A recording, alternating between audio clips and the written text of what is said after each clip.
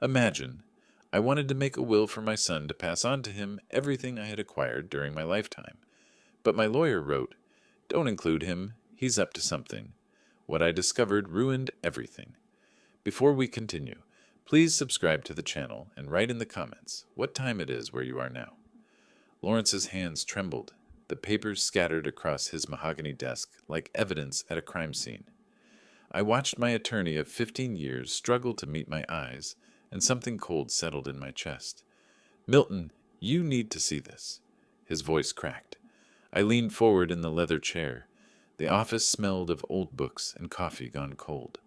Outside, Clearwater's evening traffic hummed on Gulf Boulevard, but in that moment, the world narrowed to the smartphone screen Lawrence pushed toward me. The screenshots showed text messages. I recognized my son's number immediately. "The guardianship petition is ready.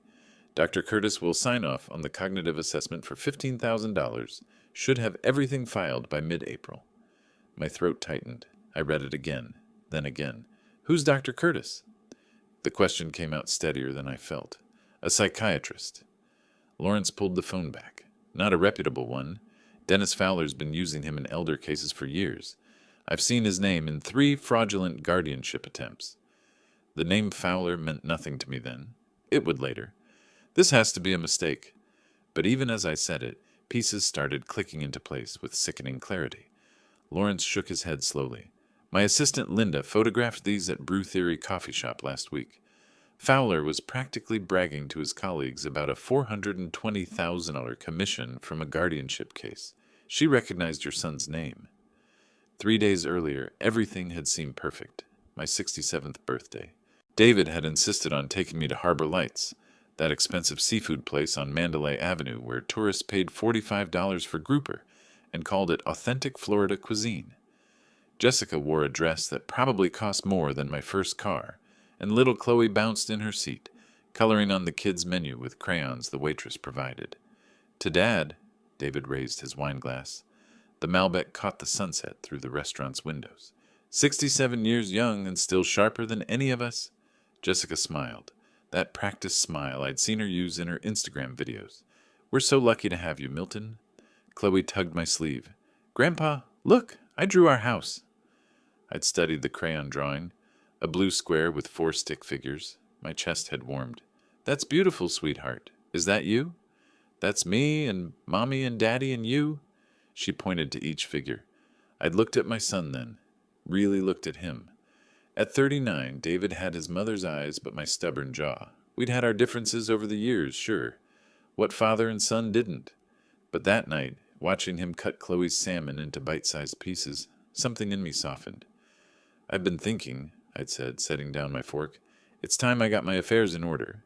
Make things official." David's hand paused mid-cut. "Dad? A proper will, estate planning, all of it." I'd nodded toward Chloe. "Make sure everything goes where it should. To family." Jessica's eyes had lit up. "Oh, Milton, that's wonderful. It's so responsible of you to think ahead." "I want you to have it all, son." The words came easier than I'd expected. The house on Sunset Drive, the investments, everything I built. You're my only child. Who else would I leave it to? David had stood abruptly, walked around the table, and hugged me. The embrace felt genuine. "Thank you, Dad. That means everything."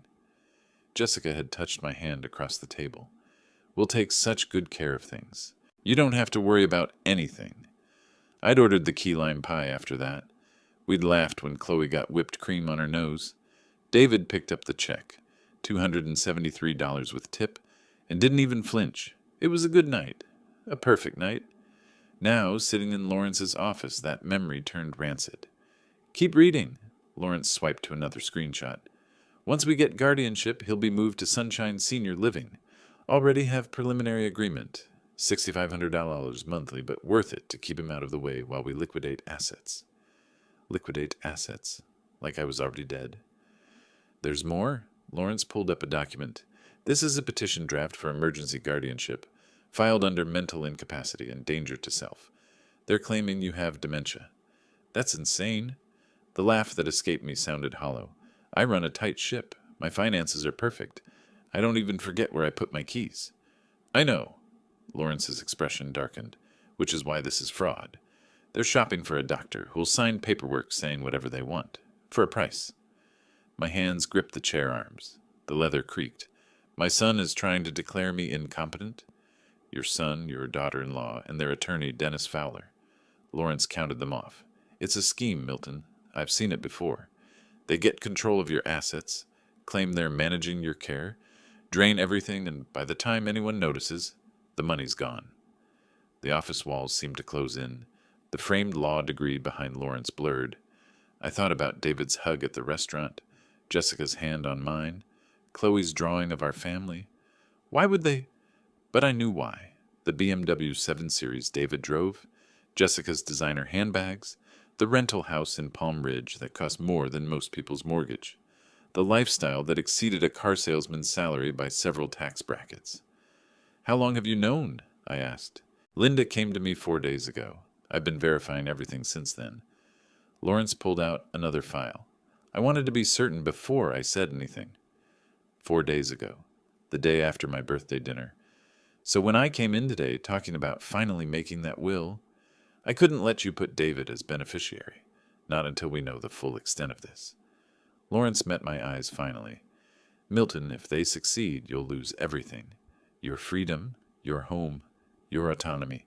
They'll have you declared incompetent, locked away somewhere, and spend your money faster than you earned it. Outside, the traffic light on Gulf Boulevard turned red. Cars stopped. The world kept moving while mine tilted sideways. What do I do? The question sounded small. I hated how small it sounded. Lawrence straightened his shoulders. We fight back. But first, we need information. Don't let them know you're aware. Act normal. I'll start gathering evidence. He paused. Can you do that? Pretend everything's fine? I thought about 39 years of birthdays. Teaching David to ride a bike on Clearwater Beach. His high school graduation. Walking him through basic finances when he bought his first car. The hope I'd carried that despite everything, despite the distance that had grown between us, we were still father and son. Yeah, I stood. My legs felt steady, even if nothing else did. I can do that. The drive home took 12 minutes. I counted every one. My house on Sunset Drive sat quiet, lights off except for the porch lamp I'd installed last summer, the one David had called unnecessary, and a waste of electricity. I sat in my truck in the driveway and remembered something else from recent months. Jessica asking about my memory. Had I repeated myself? David wondering if I'd considered getting checked out by a doctor. The casual suggestions about having someone help manage my accounts. They'd been building their case. The realization hit like cold water. This wasn't impulsive. This was planned. Methodical. They'd been working toward this for months, laying groundwork, establishing a narrative, and I'd almost handed them everything on a silver platter. The next morning arrived cold. I made coffee in my kitchen and watched the sunrise paint Clearwater pink through my window. My hands stayed steady as I poured. That surprised me. David called at 9:15. Hey, Dad, just checking in. His voice sounded cheerful. Too cheerful. How you feeling? Fine, son. Why wouldn't I be? A pause. No reason. Jessica and I were thinking about stopping by later. Maybe around 3? They never stopped by unannounced before. Sure, I'll be here. Great. See you then? I hung up and stared at my phone. Lawrence's warning echoed, Act normal. Don't let them know you're aware. They arrived at 3:02. Jessica carried a casserole dish covered in foil. David held Chloe's hand as they walked up my driveway, the perfect family portrait. We brought dinner. Jessica's smile was magazine bright. Chicken tetrazzini. Your favorite, right? I'd never mentioned liking chicken tetrazzini. That's thoughtful. While Jessica fussed in my kitchen, David wandered. His movements seemed casual, but I noticed. He glanced at the mail on my counter, picked up a bank statement, set it down, walked through my living room like he was measuring square footage. Place is looking good, Dad. He ran his hand along my bookshelf. You keeping up with maintenance, okay? The house is fine. Yeah, but at your age, he caught himself. I mean, it's a lot of house for one person. Ever think about downsizing? Downsizing. The word tasted bitter. Not particularly. Jessica emerged from the kitchen. Milton, where do you keep your insurance papers? I was thinking we should review your coverage. Make sure everything's current. My insurance was none of her business. In my office. I'll handle it. She exchanged a glance with David. Quick. Meaningful. They stayed for an hour. Jessica took photos of my kitchen, claiming she wanted to remember the tile pattern for her own remodel. David asked about my car title, my retirement accounts, whether I'd updated my homeowner's policy recently. Chloe colored at my dining table, oblivious to the vultures circling. After they left, I found David had photographed documents on my desk. I knew because the papers were stacked differently than I'd left them. My son was cataloging my assets. 2 days later, Gerald Foster knocked on my door. My neighbor was 71, retired from the Pinellas County bench, and spent most mornings playing chess at the community center. He held a bag of oranges from his tree. Brought you some citrus. He studied my face. You look tired, Milton. Haven't been sleeping great. Noticed something strange yesterday. Gerald handed me the oranges. Man in a white coat was walking around the neighborhood, had a clipboard, asked me about the resident at 847 Sunset Drive. My address? What kind of questions? About your mental state. Whether I'd noticed memory problems, confusion, wandering. Gerald's eyebrows knitted together. Said he was from Tampa General Hospital, doing community health assessments. Thing is, I've lived here 12 years. Never seen Tampa General do neighborhood assessments. My jaw tightened. What did you tell him? That you're sharper than most men half your age. Gerald leaned against my doorframe. But it bothered me. So I wrote down his license plate. Want it? Please. He pulled a slip of paper from his pocket. Milton, if someone's causing you trouble. I'll handle it. But thank you, Gerald. This helps more than you know. That afternoon, I called a number Lawrence had given me. Sophia Parker answered on the second ring. Mr. Gray, Lawrence said you might reach out. Her office was on Cleveland Street above a sandwich shop, professional but modest. Sophia was 44, had 15 years as a police detective before going private, and charged $200 an hour.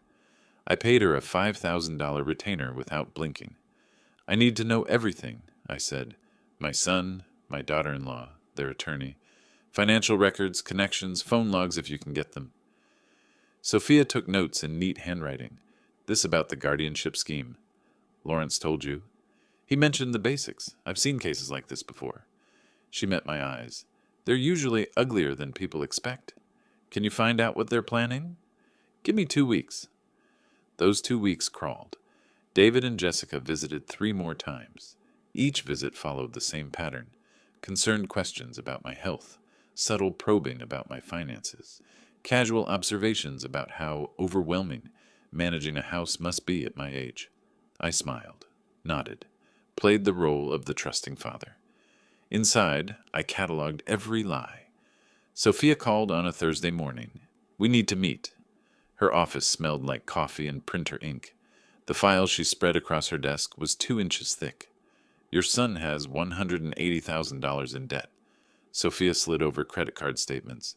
$47,000 on cards, $95,000 auto loan on that BMW 7 Series, and $40,000 lost in cryptocurrency last year. The numbers swam. How is he making payments? Barely. He's 3 months behind on the car. 2 cards are in collections. She pulled up another document. His salary at Prestige Motors is $62,000 annually. Jessica has no steady income. Her Instagram influencer career generates maybe $300 monthly from sponsored posts. They're drowning. Worse, they rented their house on Palm Ridge Court, $2,800 a month. They can't afford their lifestyle. Sophia tapped a printed email. This is correspondence between David and Dennis Fowler. They've been planning this since January. 4 months of planning, while I'd been hoping my son and I might finally reconnect. Fowler specializes in what he calls asset recovery through protective guardianship. Sophia's tone dripped disgust. He targets elderly people with substantial assets and no close family oversight. Finds someone, usually a relative, willing to file for guardianship, then splits the proceeds. Proceeds from what? Everything. Once guardianship is established, they control your assets completely. They pay themselves management fees, sell your property, drain accounts. By the time anyone questions it, the money's gone. My hands clenched. The Dr. Gerald saw. Dr. Raymond Curtis, psychiatrist out of Tampa. He's signed off on 17 guardianship cases in 3 years. Sophia pulled up a photo. For $15,000, he'll diagnose you with whatever they need. Dementia, psychosis, incompetence to manage affairs. That's fraud. It's a felony, but hard to prove until after the fact. She showed me more documents. They've already drafted the petition. Emergency guardianship hearing. Claims you're a danger to yourself. They've got witness statements, fabricated ones, and that medical assessment from Curtis waiting.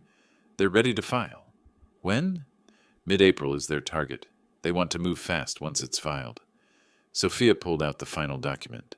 This is a preliminary agreement with Sunshine Senior Living Facility. $6,500 monthly for a semi-private room. They've already discussed which one. The room spun slightly. My son had picked out the facility where he'd warehouse me. There's more. Sophia's expression darkened. The plan is to liquidate your assets within 6 months. Sell the house, empty the accounts, transfer everything through an LLC Fowler controls. By the time any court reviews the guardianship, you'll be broke and living in that facility on Medicaid. I sat back. The chair creaked. $2.8 million. Give or take. Enough to clear David's debts and set them up comfortably. Sophia closed the file. I'm sorry, Milton. I know this isn't easy to hear. Easy. The word didn't cover it. This was my son. The boy I'd raised, who I'd supported through college, helped with his first apartment deposit, celebrated with at his wedding, the boy who was now planning to steal my life. What are my options? My voice came out flat. We can report Curtis to the medical board, Fowler to the Florida bar, but that takes time. Sophia leaned forward. Or we can beat them at their own game. Build a defensive case so strong they can't touch you. I thought about David's hug at Harbor Lights, Jessica's hand on mine, the lies wrapped in affection. Get me everything, every document, every email, every text message. I stood. I want proof of all of it. What are you planning? To make sure they never see a dime of my money. I paused at the door, and to make them regret ever thinking I was an easy mark. That evening, David called. Dad, Jessica wants to have you over for dinner Sunday. 6 o'clock work? I'll be there. Sunday arrived with clouds threatening rain.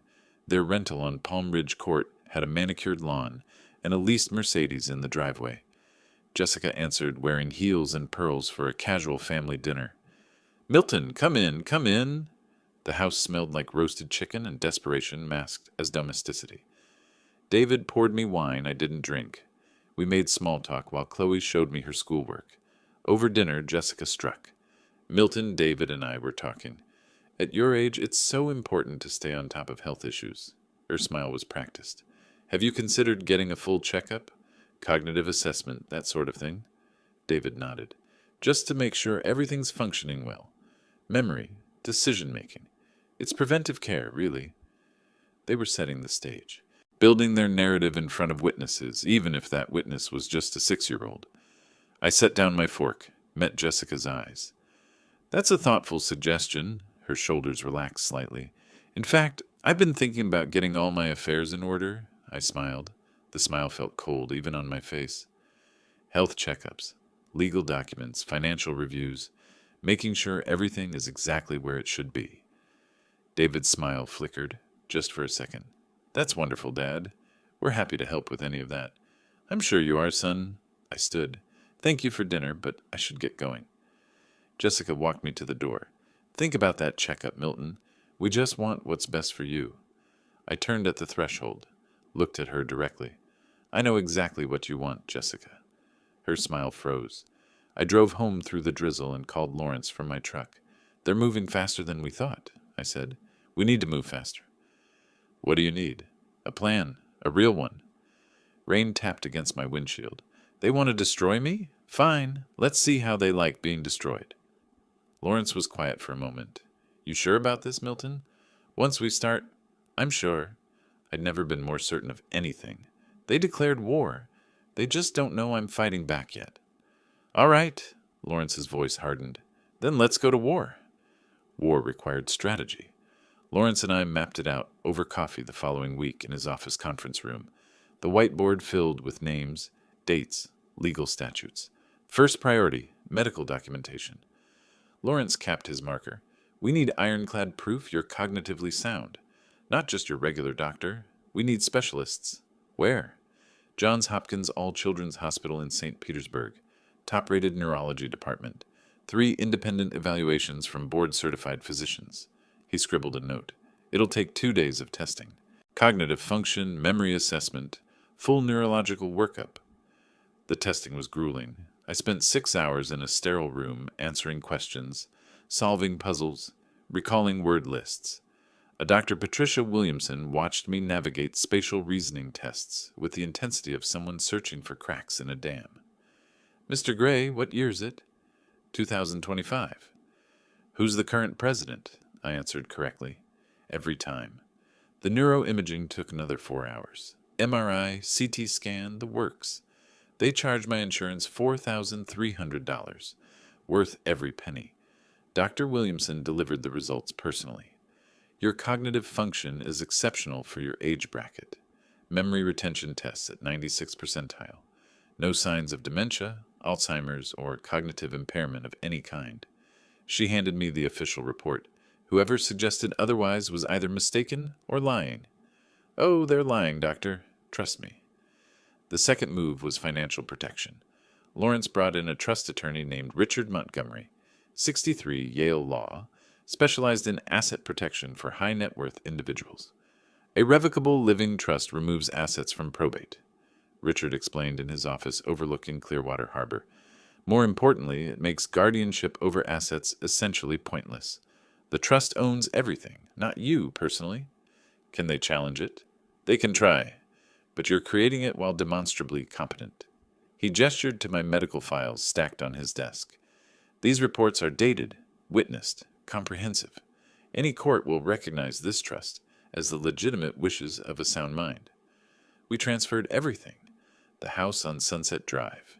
Investment accounts with Raymond James totaling $1.9 million. My checking and savings at SunTrust, another $400,000. The proceeds from selling Little Scholars Daycare back in 2019, still sitting in a Vanguard fund at nearly $500,000. $2.8 million moved into the Milton Gray Revocable Living Trust with Lawrence Bennett as successor trustee. The paperwork took 3 days to finalize. The notary's stamp felt like a shield going up. Now what? I asked Lawrence. Now we gather ammunition. He pulled up Sophia's latest report on his laptop. Dennis Fowler has 3 formal complaints filed with the Florida Bar Association, 2 for mishandling client funds, 1 for fraudulent representation in a guardianship case. Why is he still practicing? The bar moves slow, but Sophia found something better. Lawrence turned the screen toward me. Linda Hayes, remember her? Fowler's former secretary who warned us?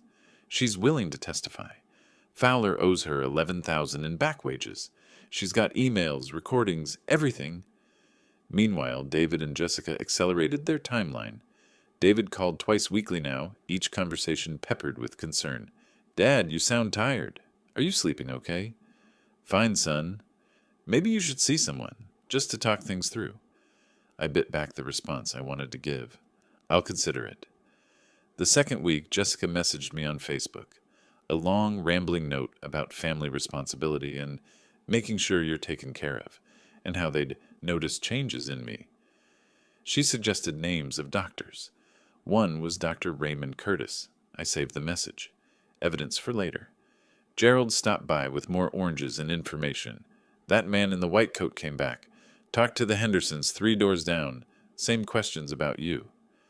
What did the Hendersons say? That you're the most organized person on the block, and they wish their own kids were half as responsible. Gerald studied me. Milton, what's going on? People trying to take advantage. I took the oranges. I'm handling it. If you need a character witness, I might. Thank you, Gerald. The trap closed tighter on a Tuesday afternoon. I was pruning the bougainvillea in my front yard when a silver Honda Accord pulled up. The man who stepped out wore khakis and a polo shirt with a Tampa Bay Veterans Association logo. Mr. Gray? Milton Gray? That's me. He extended a hand. Dr. Raymond Curtis. I'm doing complimentary health screenings for veterans in the area. Got about 15 minutes for a quick assessment. So this was their play. Free screening. Get me to say something they could twist. I smiled, shook his hand. Sure, doctor. Come on in. My phone was already recording in my shirt pocket. Lawrence had insisted I keep it ready. Voice-activated app. Stores everything to cloud backup. Dr. Curtis settled on my couch. Professional smile. Clipboard ready. This is just a basic cognitive wellness check, nothing invasive. Appreciate it. How old are you, Milton? 67. And you live alone? I do. He made notes. Any family nearby? My son and his family, about 10 minutes away. They check in on you regularly. Often enough. I kept my tone mild. Good, good. Family support is crucial. He leaned forward. Have you noticed any memory issues lately? Forgetting appointments, misplacing items, that sort of thing? Can't say I have. What about confusion? Times when you're not sure where you are or what day it is? Nope. His pen paused. Any difficulty managing finances? Bills, accounts, that type of thing? My finances are in perfect order. Of course, but sometimes people don't realize. He caught himself, started over. What I mean is, at your age, it's natural for things to become overwhelming. Many people benefit from having family help manage day-to-day affairs. There it was, the narrative. Dr. Curtis. I sat back. Who referred you to me? This is a community outreach program. Through the Veterans Association? That's correct. Interesting, I called them yesterday. They've never heard of you. His expression flickered, just for a second. There must be some confusion. No confusion on my end. I smiled. The smile didn't reach my eyes. But I appreciate you stopping by. I'll make sure to mention this visit to my attorney. Curtis stood quickly. Well, if you're not interested in the screening... Oh, I'm very interested. Just not in the kind you're offering. I walked him to the door. Tell Dennis Fowler that Milton Gray isn't as easy to fool as he thought. The color drained from Curtis's face. He left without another word. His Honda peeled away from the curb faster than necessary. I immediately called Lawrence. Curtis just tried to evaluate me. Got the whole conversation recorded. Perfect. Send it to me. Lawrence sounded energized. This gets better and better. He just committed a felony. Fraudulent medical assessment with intent to defraud. When do we move? Soon. Let them file their petition first. Let them commit fully. Lawrence paused. In chess, you don't take the queen right away. You let your opponent think they're winning. 2 days later, certified mail arrived. Official stationery from Pinellas County Clerk of Court. My hands didn't shake as I opened it. Notice of guardianship hearing case. Number 2025. CP 47. Petitioner, David Michael Gray.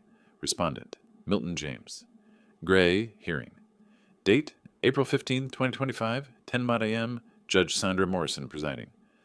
The petition claimed I was incapacitated and unable to manage personal or financial affairs, and posed a danger to self through neglect and poor judgment. Attached were sworn statements from David and Jessica describing incidents that never happened. Me forgetting to turn off the stove, getting lost driving to the grocery store, making irrational financial decisions. Every word a lie. I called Lawrence. They filed. Good. His voice was calm, calculating. Now we show them what preparation looks like. I'm filing our response tomorrow. Medical records, trust documents, character witnesses, everything. Plus a formal complaint against Curtis and Fowler to the Florida Bar and Medical Board. What about the hearing? Oh, we'll be there. I could hear the smile in his voice. And Milton? Wear your Bronze Star pin, the one from your Marine service. Judges notice things like that. I hung up and looked at the court notice again. April 15th, 3 weeks away. David and Jessica thought they were about to win. They'd filed their petition, lined up their fraudulent doctor, prepared their fake evidence. In their minds, the trap had closed around the helpless old man. They had no idea I'd been building a bigger trap around them. I pulled out my phone and texted Lawrence, "Let's destroy them." His response came immediately, "With pleasure." 3 weeks felt like 3 years. April 15th arrived with cloudless skies and temperatures pushing 85 degrees. I dressed carefully that morning, navy suit, white shirt, the Bronze Star pin on my lapel. The pin caught sunlight as I checked my reflection. Lawrence had arranged everything. We arrived at the Pinellas County Courthouse on Court Street 30 minutes early. The building's limestone facade looked imposing in the morning heat. Lawrence met me at the entrance with two other attorneys, Jonathan Pierce and Rachel Hartman, both from his firm. 3 lawyers? I raised an eyebrow. They brought their ammunition. We're bringing an arsenal. Lawrence adjusted his briefcase. Jonathan handles elder law. Rachel specializes in fraud cases. Trust me. We took seats in courtroom 4B. The room smelled like old wood and air conditioning struggling against Florida humidity. Judge Sandra Morrison's bench dominated the space, empty for now. David and Jessica arrived 10 minutes later. Dennis Fowler walked between them like a shepherd guiding sheep. David wore a suit that probably cost more than he could afford. Jessica had on a black dress, somber, appropriate for someone concerned about family. They saw me and David's step faltered. "Dad," he attempted a smile. "Didn't expect you to fight this, didn't you?" I kept my voice neutral. Dennis Fowler inserted himself between us. Mid-50s, slicked back hair, expensive watch. "Mr. Gray, I'm Dennis Fowler, representing your son. This proceeding is really in your best interest. We all want. I know exactly what you want, Mr. Fowler." I didn't blink. "And you're not getting it." His jaw tightened. "We'll see what the court decides." They took seats across the aisle.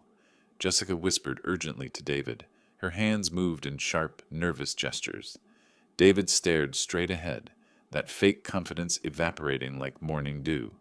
The bailiff called the courtroom to order. Judge Morrison entered, late 50s, steel gray hair, expression that suggested she'd heard every lie imaginable and believed none of them. Case number 2025, CP Intimo 7, David Michael Gray, petitioner, seeking guardianship over Milton James Gray, respondent. She surveyed the room. "This is a preliminary hearing to determine if emergency guardianship is warranted. Mr. Fowler, you may proceed." Dennis stood. His opening statement painted me as a confused old man in decline.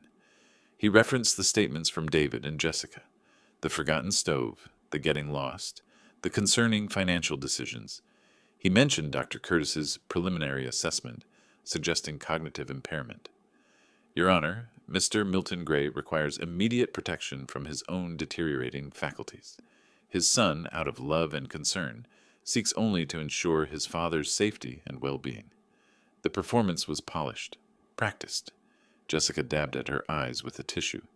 David nodded gravely at appropriate moments.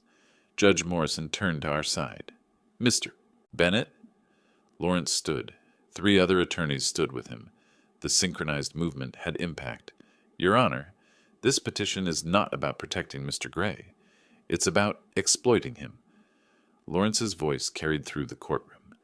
"The petitioner and his attorney have engaged in systematic fraud, evidence fabrication, and conspiracy to commit financial elder abuse under Florida Statute 825-103. Dennis shot to his feet. "Your Honor, that's a serious allegation. Then perhaps you should have thought twice before making it so easy to prove." Lawrence pulled a document from his briefcase. "I'm submitting comprehensive medical evaluations from Johns Hopkins, All Children's Hospital, dated 3 weeks ago.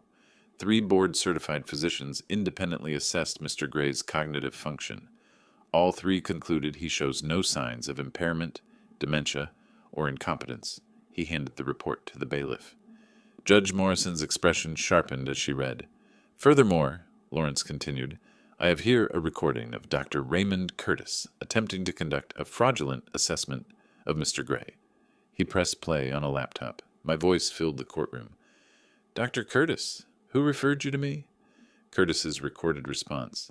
"This is a community outreach program. Through the Veterans Association." "That's correct." "Interesting. I called them yesterday. They've never heard of you." The silence after the recording was absolute. David's face went pale.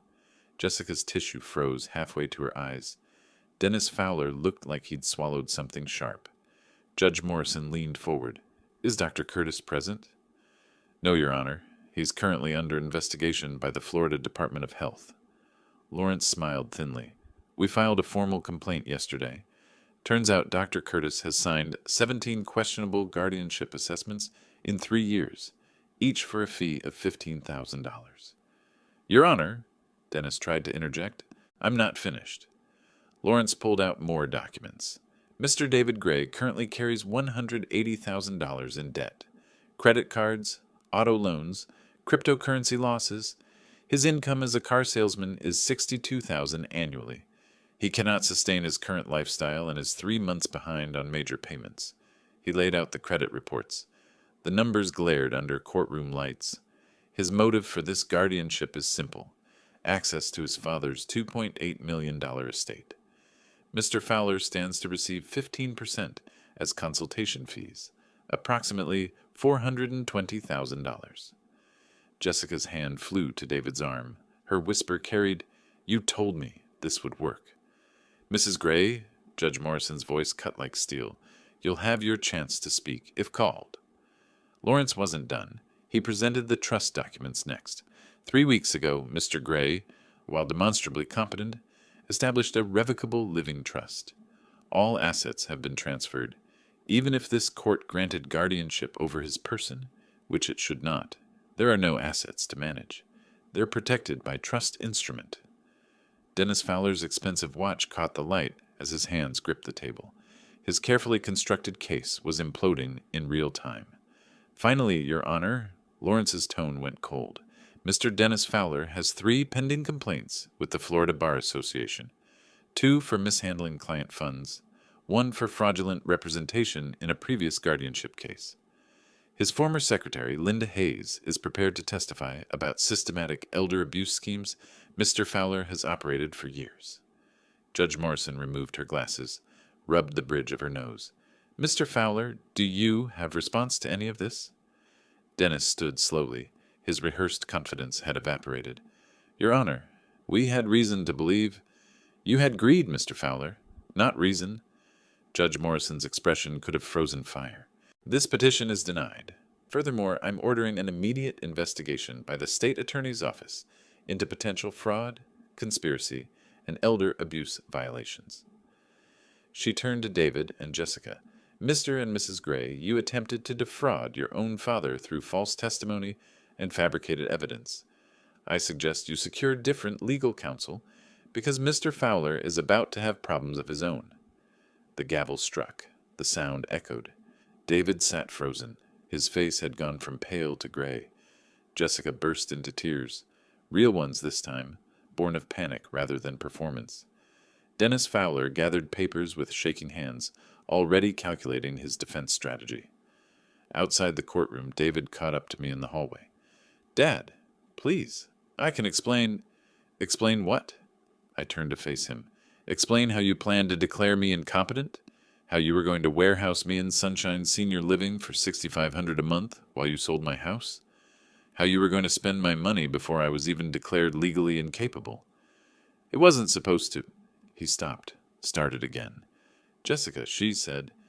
"Don't blame your wife for your greed, David." My voice stayed level, ice-cold level. "You wanted my money more than you wanted a father. Congratulations. You got neither." Jessica pushed past him, mascara running in black rivers down her cheeks. "This is your fault. You said it was foolproof. You said he'd never know." "Keep it together," David hissed at her. "Keep it together?" Her voice rose to a pitch that turned heads. "We just lost everything. The judge said fraud. Do you understand what that means?" They argued in whispers that weren't whispers. Lawrence touched my elbow. We should go. As we walked away, I heard David call out, "Dad, wait." I didn't turn around. That evening, Dennis Fowler received certified mail from the Florida Bar Association. Emergency disciplinary hearings scheduled. License suspension pending investigation. Dr. Raymond Curtis received a visit from FBI agents. Turns out Medicare fraud carries federal charges. And me? I sat on my porch on Sunset Drive, watching the sun set over Clearwater, and felt nothing but cold satisfaction. The war had just begun. They'd fired the first shot back in January when they started plotting. I'd just fired back, and my aim was better. The fallout moved faster than Florida summer storms.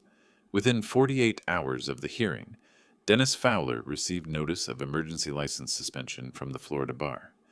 The investigation Lawrence had triggered expanded beyond our case. Turned out Fowler had 17 similar schemes documented across Pinellas and Hillsborough counties over 6 years. Dr. Raymond Curtis fared worse. Federal agents arrested him on charges of Medicare fraud and conspiracy to commit wire fraud.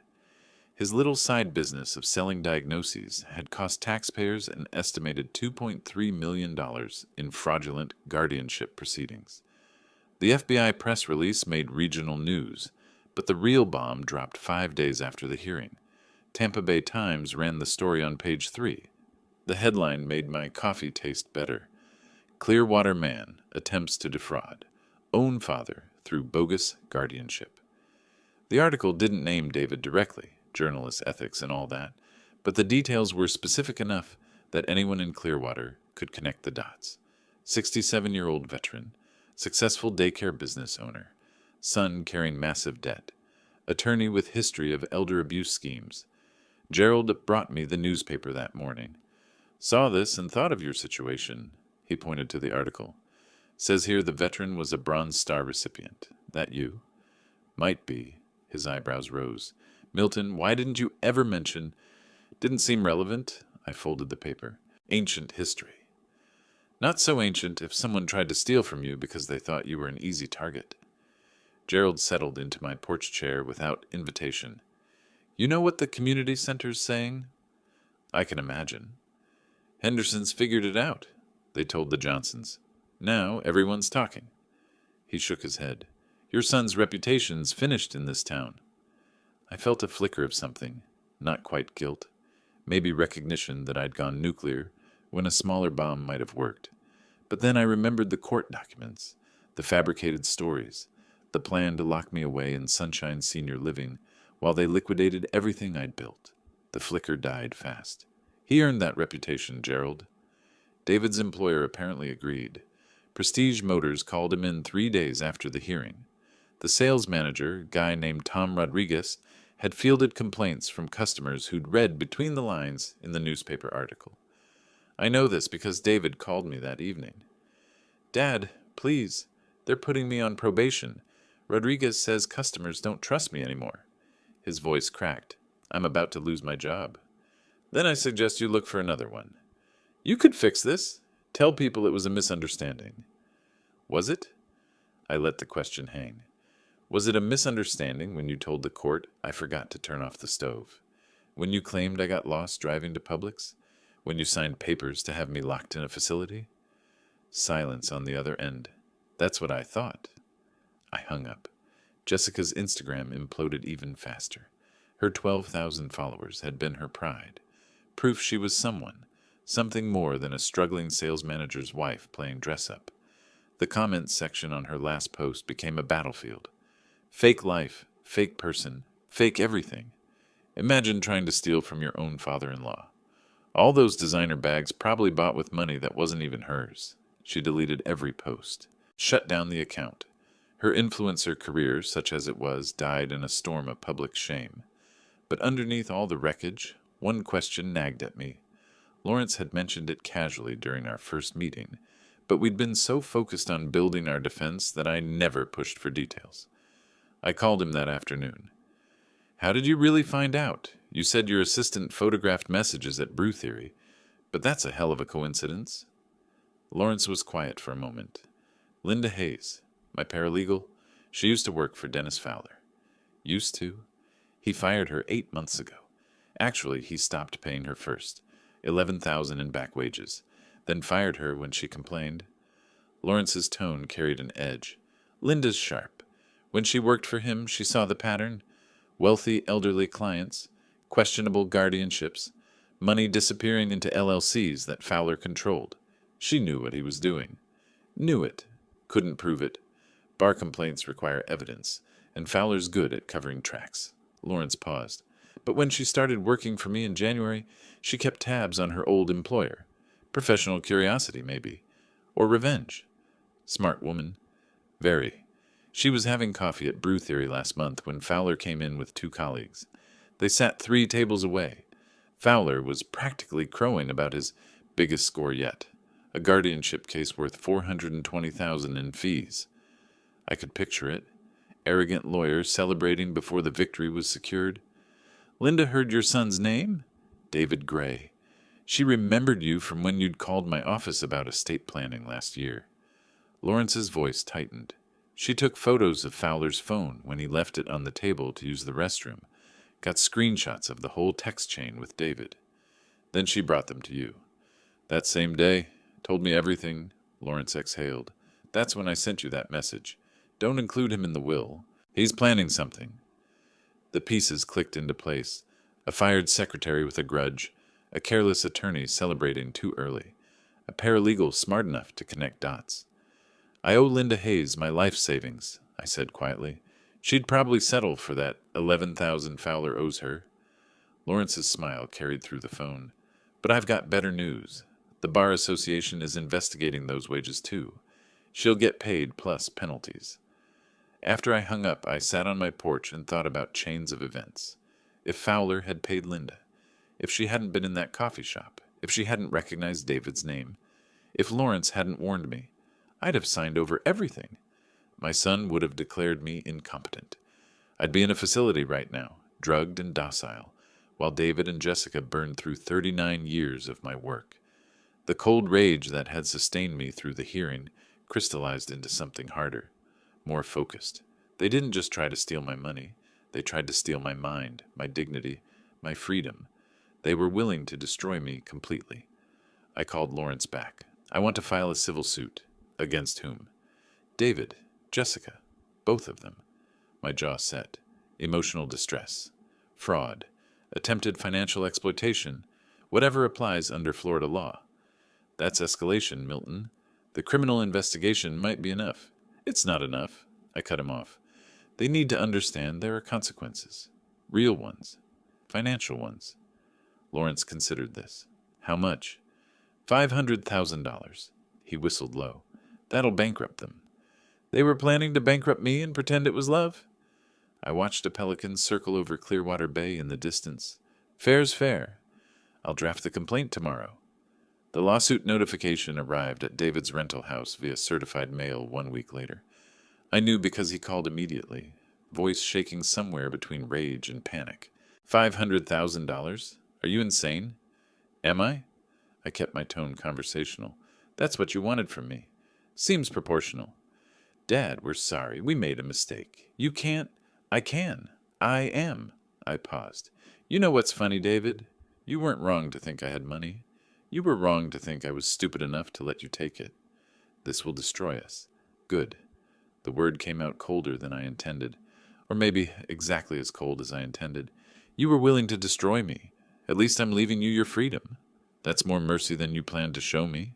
He tried pleading, bargaining, finally threatening, though what he thought he could threaten me with after everything remained unclear. I hung up mid-sentence. That evening, Jessica called from her parents' house in Orlando.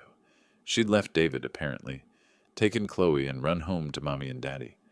Milton, please. Her voice was raw. I know what we did was wrong. I know that. But Chloe asks about you every day. She misses her grandfather. That hurt. The first real wound they'd managed to land. Put her on, I said. Grandpa? Chloe's voice was small. 6 years old and caught in the middle of adult wars. Hey, sweetheart. You being good for Grandma and Grandpa? Yes. When can I see you? My throat tightened. Soon, Chloe. I promise. Soon. After I hung up, I sat in the silence of my house on Sunset Drive and wondered if winning felt this hollow for everyone. Lawrence filed the civil complaint the next morning, $500,000 plus legal fees. The process server found David at Prestige Motors during his lunch break. Apparently, he threw up in the parking lot after reading it. Gerald reported this detail with the guilty pleasure of someone who enjoys good gossip. Tom Rodriguez told the Hendersons that David's probably getting fired. Can't have an employee who scares customers and vomits outside the dealership. Sounds like David's having a rough week, I observed. Sounds like David earned a rough week. Gerald studied me. You doing okay with all this? Was I? I'd won the battle. Protected my assets, exposed their fraud. My son was imploding professionally and personally. His wife had left him. His reputation was ruined. Criminal charges loomed. Now civil bankruptcy threatened. I'm fine, I said. Gerald didn't look convinced, but he didn't push. That night, I dreamed about teaching David to ride a bike. He was 7, skinny kid with scraped knees and determination. I'd held the seat steady while he pedaled, running alongside until he found his balance. When he finally rode on his own, he'd looked back at me with pure joy. "I did it, Dad. Did you see?" I woke up angry. Angry at him for making me remember when he was good. Angry at myself for caring. The war wasn't over, but the next phase was about to begin. Sophia called 3 weeks later with news that made my morning. "Found something interesting in David's financial records." I settled into my kitchen chair. "I'm listening." "That BMW 7 Series he drives, loan application shows he claimed annual income of $98,000. Papers rustled on her end. His actual W-2 from Prestige Motors shows $62,000. That's fraud. Gets better. He listed the car's value at $115,000. Kelly Blue Book puts that model at $87,000 max. Sophia paused for effect. He inflated both his income and the collateral value. Tampa Bay Credit Union gave him $95,000 based on false information. I remembered something then.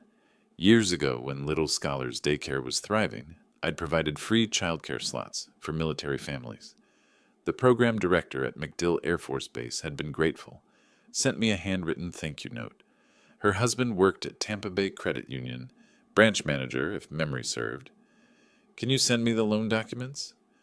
"Already in your email." I drafted a careful message that afternoon, not accusatory, just concerned. A father who discovered his son might have made errors on a loan application and wanted to bring it to the bank's attention before anyone got hurt. I hit send and waited. Tampa Bay Credit Union's fraud department moved faster than I expected.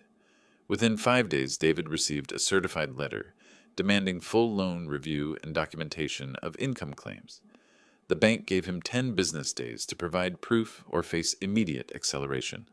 Legal speak for, "Pay us $95,000 right now, or we're repossessing the car." David didn't have $95,000. He didn't have $9,000. Gerald witnessed the repo truck arrive at David's rental on a Wednesday morning. "Big flatbed. Took about 15 minutes to load that BMW." Gerald shook his head. "Your son stood in his driveway in his bathrobe, just watching. Didn't even try to stop them." "How'd he look?" "Like a man who'd run out of options." Gerald studied me. "You had something to do with that, didn't you?" I might have mentioned some discrepancies to the right people. "Ruthless, Milton. They tried to have me declared mentally incompetent and locked away." I sipped my coffee. Losing a car seems proportional. But I wasn't finished. Sophia had found something else. Jessica took out a business loan last year, $40,000 from SunTrust for a direct sales cosmetics venture. Sophia's tone dripped skepticism. "The application lists you as co-signer." I never co-signed anything for Jessica. "I didn't think so." She sent me a PDF.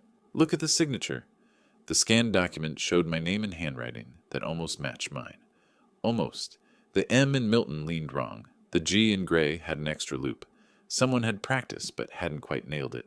She forged my signature. "Yep, that's identity theft, forgery, and fraud.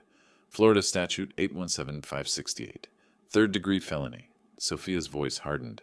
"You want to press charges?" I thought about Jessica's call from Orlando. Chloe's small voice asking when she could see me. The innocent child caught in the crossfire of adult greed. Then I thought about Jessica sitting in my house, photographing my kitchen, asking about insurance documents, building a case to steal everything while pretending to care.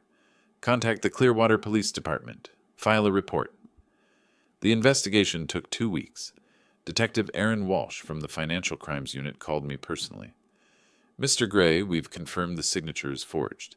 Bank handwriting analysis and your statement are sufficient for charges. What happens now?" "We issue a warrant for Jessica Marie Gray's arrest. She'll be charged with forgery in the 3rd degree and identity theft." Walsh paused. "These charges carry up to 5 years in prison." 5 years.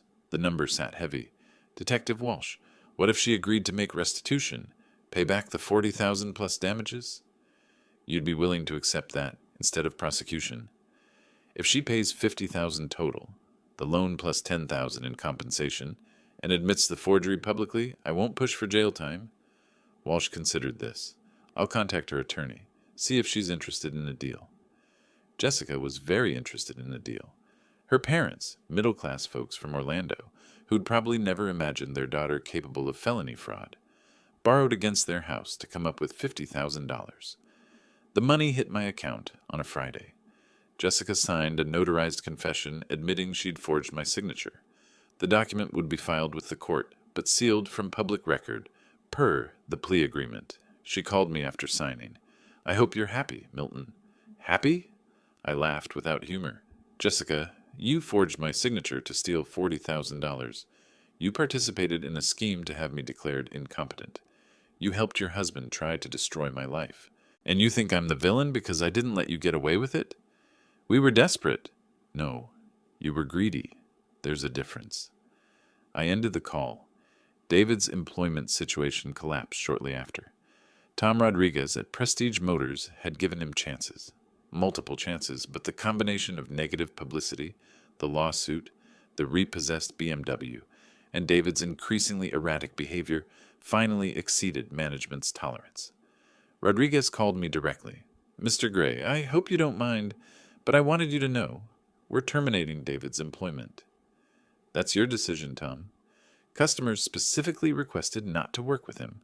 One guy actually said, 'I don't want to buy from someone who tried to steal from his own father.'" Rodriguez sighed. "I sympathize with family situations, but this is business." "I understand. For what it's worth, I'm sorry you're going through this." After I hung up, I felt a strange emptiness. Victory kept tasting like ash. Gerald brought more news within days. Moving truck showed up at David's place. He's leaving Palm Ridge Court. Where's he going? Studio apartment on Missouri Avenue. Saw the listing, $950 a month. Rough neighborhood. Gerald's expression held something like pity. "Your son's fallen pretty far. From a $2,800 rental with a leased Mercedes to a $950 studio in the sketchy part of Clearwater. From $62,000 a year to unemployment. From married to separated, possibly divorced. He built that fall himself, Gerald. I just removed the safety net he thought I'd provide." But Gerald's next information hit differently. Heard them arguing when the movers came. Loud enough the neighbors talked about calling the police. What were they arguing about? Jessica blaming David for everything. David blaming Jessica for finding Dennis Fowler. Both of them screaming about whose fault it was. Gerald shook his head. "That marriage is dead, Milton. Even if they don't divorce officially, it's over." I thought about their wedding. I'd paid for half of it. $12,000 because David couldn't afford the venue Jessica wanted. She'd been radiant that day. David had looked at her like she'd hung the moon. Now they were screaming in a driveway while movers hauled boxes, their marriage dissolving in public view. Sophia's final report came via email. Subject line, "Complete financial picture." I printed it out. The numbers told a grim story. David's debts, $180,000 original, now $220,000 with penalties and legal fees. No BMW to show for it. Repoed and sold at auction for $68,000, leaving $27,000 still owed. Credit cards and collections. The civil lawsuit I'd filed adding pressure daily. Jessica's debts, $50,000 to her parents that she'd likely never repay. Her credit destroyed. No income. Living with her parents at age 37 with a 6-year-old daughter. Together, they owed more than most people earned in 3 years. Separately, neither could survive. The destruction was complete, methodical, devastating. I sat on my porch that evening watching the sunset paint Clearwater pink and orange. My house on Sunset Drive stood solid around me. My bank accounts remained full, my freedom intact, my mind sharp despite their attempts to paint it otherwise.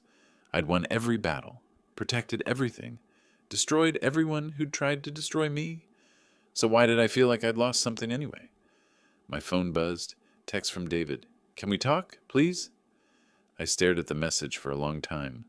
My son, broke and broken, reaching out. The boy I'd taught to ride a bike. The man who'd planned to lock me away and steal my life. I typed a response, deleted it.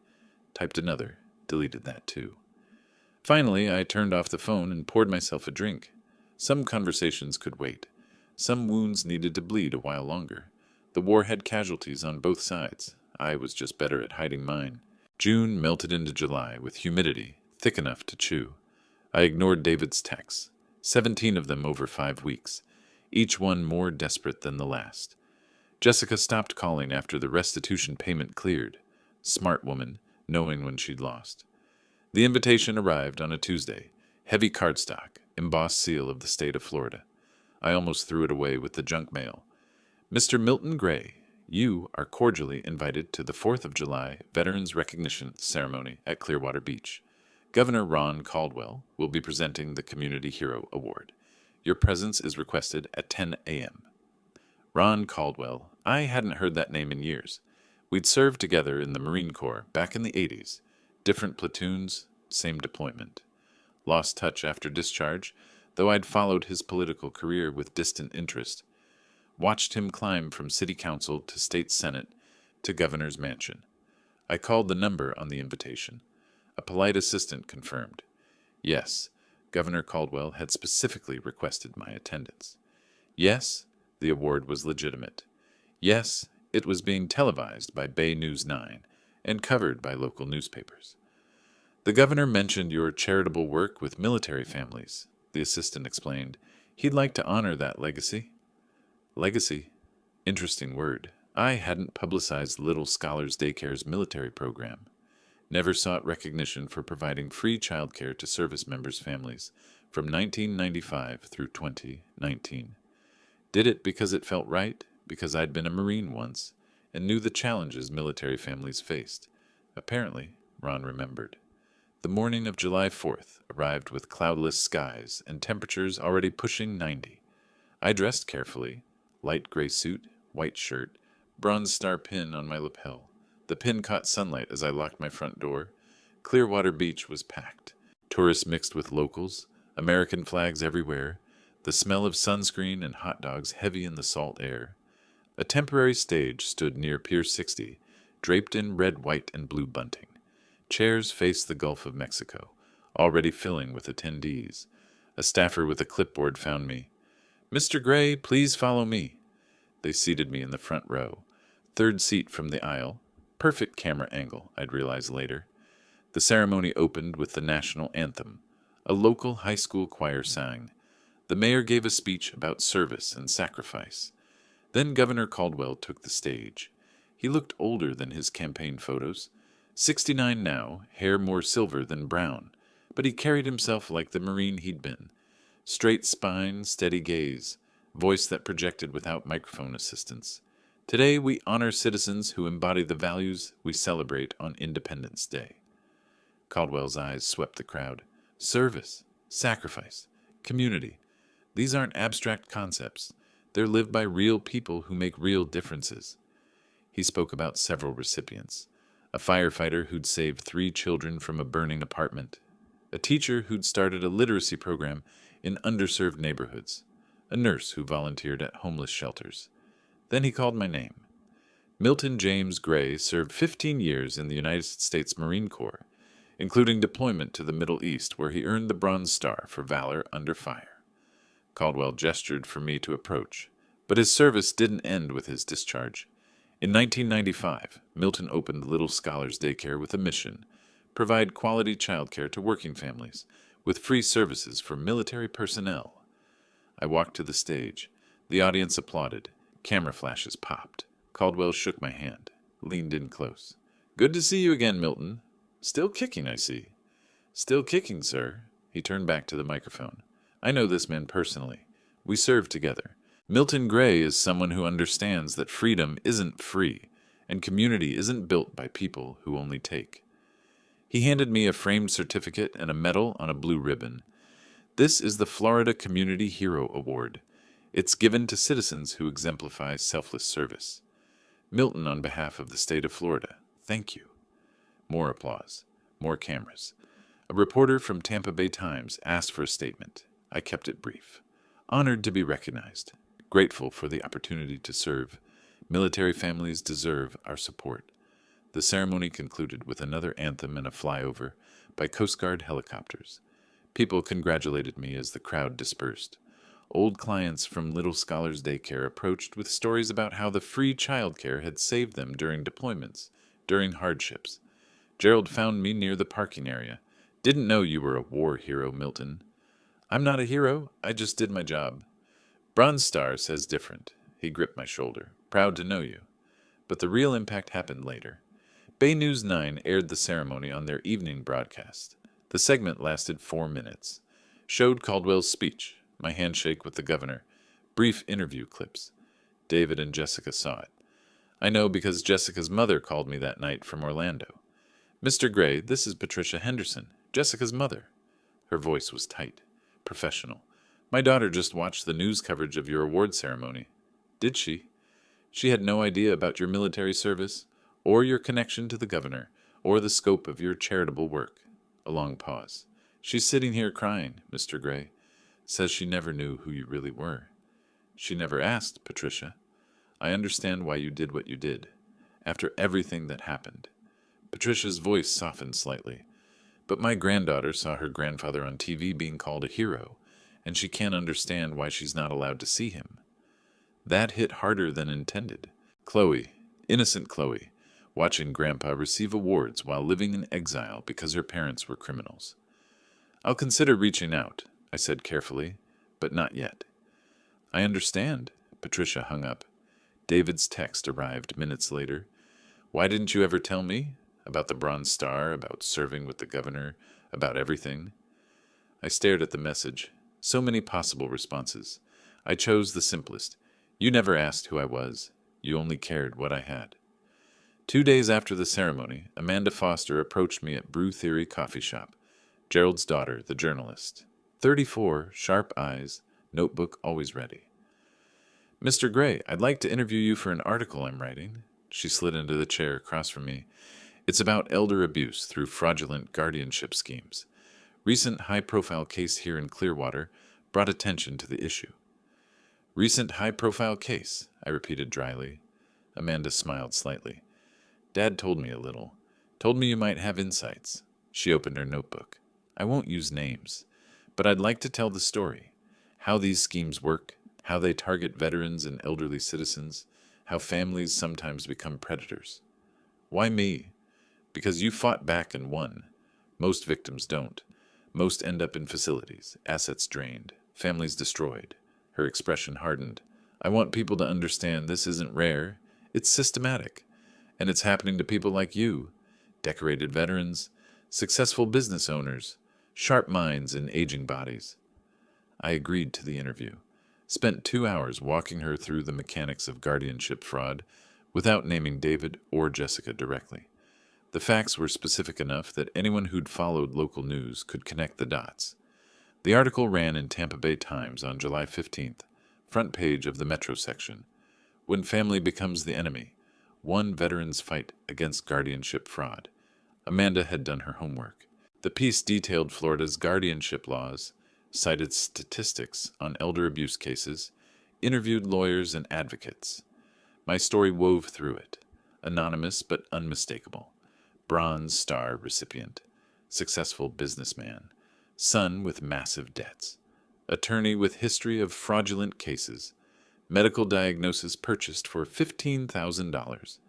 The article mentioned the governor's July 4th ceremony without naming me directly, but the timing was obvious.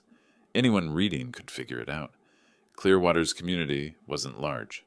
Word spread like wildfire through dry grass. Gerald reported reactions with the gleeful energy of someone who enjoyed seeing justice served.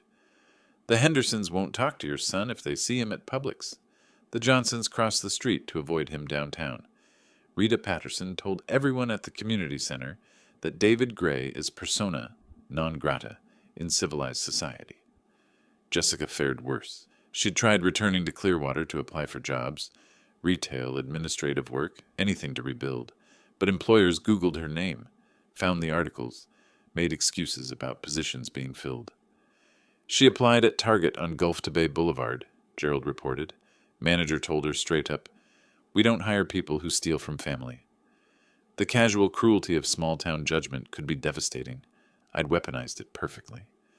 David left another voicemail. His voice sounded hollow. "Dad, I get it. You won. We lost. The whole town knows we're garbage. Jessica's parents won't even look at me. I'm living in a $900 studio delivering pizzas for DoorDash. You destroyed us completely." A pause, heavy breathing. "I deserved it. I know that. But watching you on TV, hearing the governor talk about your service, realizing I never knew my own father," his voice cracked. I was so focused on what you had that I never saw who you were. That's on me. All of it. I listened to the voicemail 3 times. Felt nothing but cold satisfaction mixed with something uncomfortably close to sadness. That evening, I sat on my porch on Sunset Drive and thought about wars. Real ones, where I'd earned that bronze star. Metaphorical ones, where I'd destroyed my only son. In real war, there were rules. Geneva Conventions. Lines you didn't cross. This war had no rules. They'd tried to steal my mind, my freedom, my dignity. I'd responded by taking their money, their jobs, their reputation, their marriage. Fair trade, some might say. But Gerald's question echoed, "You doing okay with all this?" Was I? I'd protected everything I owned. Proven I wasn't the easy target they'd assumed. Made them understand that underestimating the old man was a fatal mistake. The cost was a son who delivered pizzas in shame, a daughter-in-law blacklisted from employment, a granddaughter who asked why Grandpa didn't love her anymore. My phone buzzed, another text from David. "Please, can we just talk?" I turned off the phone and watched the sun set over Clearwater Bay, painting the sky in shades of red that looked too much like blood. Desperation makes people stupid. David proved this 3 weeks after the ceremony, when Lawrence received a legal filing that made him laugh out loud over the phone. "They're countersuing you." I set down my coffee. "On what grounds?" "Defamation and malicious prosecution. $200,000. Papers rustled on his end. "Claims you orchestrated the entire situation to destroy your son's reputation. Says you used your connections, specifically mentioning the governor, to manipulate the legal system." "That's absurd. It's also desperate. They hired Christopher Kane. He's a mid-tier attorney who takes cases other lawyers won't touch." Lawrence's tone carried amusement. "David and Jessica pooled money from friends to afford his $5,000 retainer. This is their Hail Mary. Can they win?" "Milton, they have no case. None. They initiated the guardianship fraud. They forged signatures. They lied to courts. All we did was defend you with facts." He paused. "But Kane's smart enough to know that. He's probably taking their money, knowing it's hopeless." The countersuit arrived via certified mail 2 days later. 15 pages of legal language trying to reframe David and Jessica as victims of my vindictive manipulation. It claimed I'd systematically destroyed their livelihood and weaponized the legal system for personal revenge. Reading it felt surreal. They'd tried to have me declared insane and locked away. Now they were claiming I was the aggressor. Gerald found it hilarious.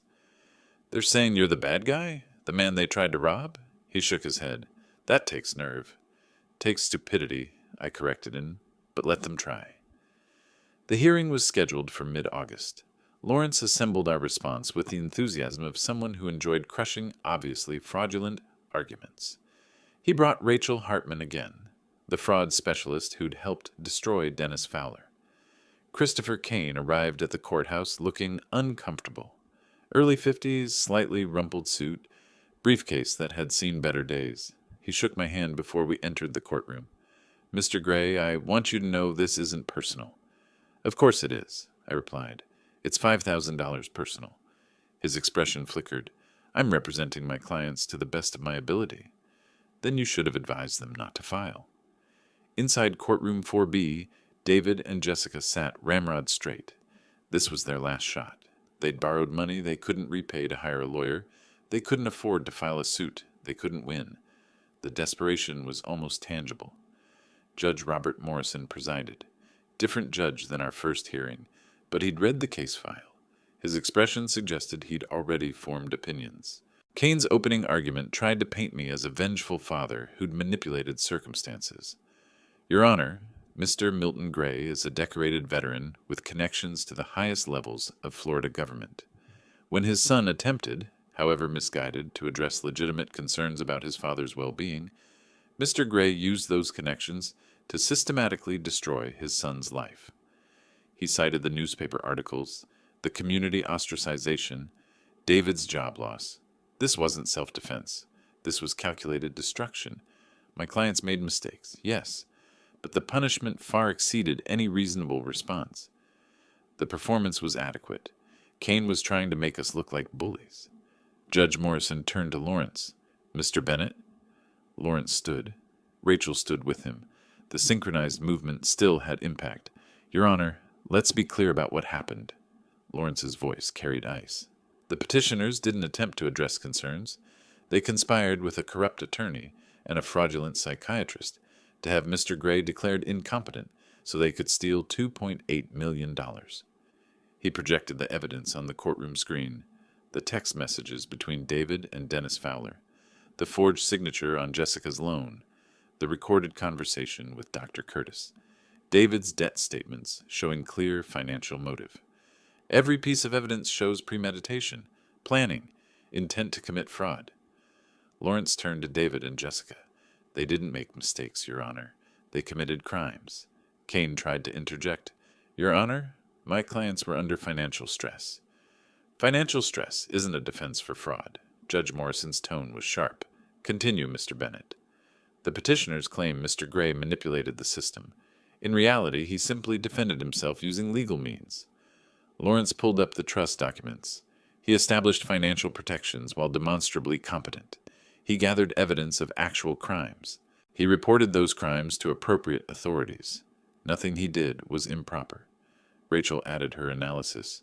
Florida Statute 825.103 specifically addresses exploitation of elderly persons. The petitioners violated this statute. Mr. Gray's response wasn't revenge. It was justice. Kane looked like he wanted to sink through the floor. David stared at the table. Jessica's hands trembled. Judge Morrison removed his reading glasses. Mr. Kane, your clients attempted to defraud an elderly veteran through a guardianship scheme. When that failed, they're now claiming he's the villain for protecting himself. Your Honor, they're willing to apologize. I don't care if they're willing to apologize. The judge's expression could have frozen water. This countersuit is frivolous. Worse, it's offensive. Your clients committed documented fraud, and now they're wasting this court's time claiming the victim is at fault. The gavel struck. Countersuit dismissed. Furthermore, I'm awarding Mr. Gray an additional $15,000 in sanctions for having to defend against this baseless claim. Kane's shoulders slumped. David's face went ashen. Jessica made a sound somewhere between a sob and a gasp. Court adjourned. Outside, Kane approached me in the hallway. Mr. Gray, I apologize for wasting your time. Your attorney was right. I should have advised them not to file. But you took their money anyway. I did. He looked genuinely ashamed. For what it's worth, your son and daughter-in-law just learned an expensive lesson about knowing when to quit. They emerged from the courtroom minutes later. Jessica's mascara ran in familiar black rivers. David moved like a zombie. $515,000. Jessica's voice was shrill. We owe you $515,000 now. How are we supposed to... Shut up. David's response was flat. Dead. Just shut up. Don't tell me to shut up. This was your idea. Your father. Your stupid plan. My idea? David rounded on her. You found Dennis Fowler. You pushed for this. You're the one who said it would work. Because you said your father was a pushover. You said he'd never fight back. Jessica's voice rose to a pitch that echoed off courthouse walls. You told me he was just some old man with money. I didn't know he was a war hero who had the governor's personal phone number. David's composure finally shattered. How was I supposed to know any of that? Maybe by asking. Maybe by caring about who your father actually was instead of just what he had. The fight continued as they walked toward the parking structure. Their voices carried, drawing stares from lawyers and courthouse staff. The public disintegration of their marriage played out for anyone interested enough to watch. Lawrence touched my elbow. We should go. The check arrived from the court administrator 10 days later. $515,000. Original judgment plus sanctions. I stood in my kitchen on Sunset Drive, holding the check, feeling nothing resembling victory. The number was large enough to be meaningful, small enough to know I'd never actually collect it. David didn't have $500,000. Neither did Jessica. This was a moral victory at best. I opened a drawer and pulled out an old photograph. David at 7 years old, gap-toothed smile, holding up a fish we'd caught at Fort DeSoto Park. He'd been so proud. I'd helped him reel it in, watched his face light up with joy. I caught it, Dad. Did you see? I'd seen. I'd been there for that moment and thousands of others. First steps. First day of school. High school graduation, his wedding day. Where had that boy gone? When did the man who'd hug his father at Harbor Lights transform into someone who'd plot to steal his freedom? More importantly, when had I decided the appropriate response was total destruction? Gerald found me on the porch that evening. Heard the countersuit got tossed. Added 15,000 to their debt. Good. Gerald settled into his usual chair. Though I have to say, Milton, you've been thorough. David's unemployed, living in a studio, drowning in debt, and now his wife's left him. Jessica's blacklisted from employment in 3 counties. Their marriage is over. Their reputations are destroyed. They tried to destroy me first. They did. No argument there. Gerald studied me carefully. But you're not celebrating. You're sitting here alone, holding old photographs. So I'll ask again, you doing okay with all this? Was I? I'd protected my assets, proven my competence, exposed fraud, maintained my freedom, everything I'd set out to do. But victory tasted like ashes mixed with regret. The photograph in my pocket showed a 7-year-old who'd loved his father. That boy was gone. The man who'd replaced him was broken, bitter, and bankrupt. I'd broken him, methodically, effectively, completely. I'm fine, I told Gerald. He didn't believe me. I didn't believe me. That night, David's number appeared on my phone. I almost didn't answer. Hello? Dad? His voice was hoarse, defeated. I'm not calling to argue. I'm not calling to ask for money. I just need you to know. I get it now. I understand what I tried to do to you. I understand why you fought back. A long pause. I deserved everything you did to me. I said nothing. Jessica and I are getting divorced. She moved back to Orlando permanently. I'm living in a place with roaches and working delivery apps to afford ramen. He laughed bitterly. Everything you built over decades, I tried to steal in months. And you showed me what happens when you underestimate someone. Is there a point to this call, David? Just this. You won. Completely. Totally. I have nothing left to take. No way to fight back. Nowhere to go but down. His voice cracked. I hope that gives you peace. He hung up before I could respond. I sat in the silence of my house on Sunset Drive, surrounded by everything I'd successfully protected, and wondered why peace felt so far away. August bled into September with heat that refused to break. The house felt larger than it should. Rooms I hadn't entered in weeks gathered dust. My victory had bought me security and loneliness in equal measure.